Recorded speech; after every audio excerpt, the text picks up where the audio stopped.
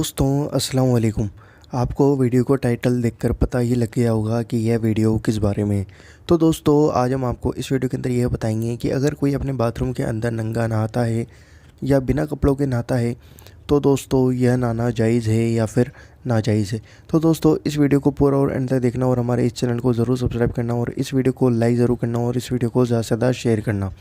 दोस्तों आइए जानते हैं तन्हाई में नंगे नहाना कैसा है। अक्सर लोग अपने बाथरूम में बिना कपड़ों के नहाते हैं और बहुत से लोग यह सोचते हैं कि यह गलत काम है। आइए जानते हैं हदीस शरीफ है सही मुख्तसर बुखारी बाब 10 हदीस नंबर 197 मतलब 197। हज़रत अबू हुरैरा रज़ियल्लाहु ताला अन्हु से रिवायत है कि नबी सल्लल्लाहु अलैहि वसल्लम ने इरशाद फरमाया, बनी इसराइल एक दूसरे के सामने नंगे नहाया करते थे जबकि मूसा अलैहिस्सलाम अकेले नहाते।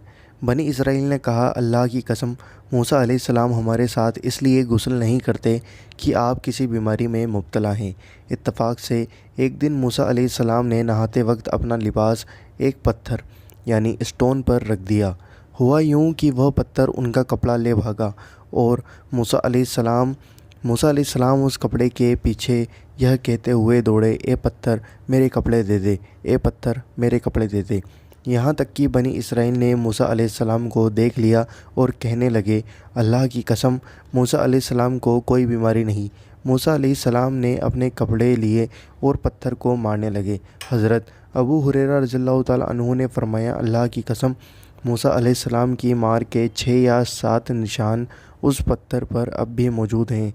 दोस्तों इस हदीस से यह साबित होता है कि अगर कोई शख्स अकेले में नहाता है तो वो अपनी मर्ज़ी के हिसाब से नहा सकता है, जैसे चाहे वैसे नहा सकता है। कपड़े पहन के नहाए, सतर ढक कर नहाए या फिर बिना कपड़ों के नहाए, वो उसकी मर्ज़ी है। दोस्तों वीडियो पसंद आई हो तो वीडियो को लाइक ज़रूर करना और इस वीडियो को ज़्यादा से ज़्यादा शेयर करना और हमारे चैनल को ज़रूर सब्सक्राइब करना। हम आपसे मिलते हैं अगली वीडियो के अंदर इंशाअल्लाह अज़्ज़ व जल।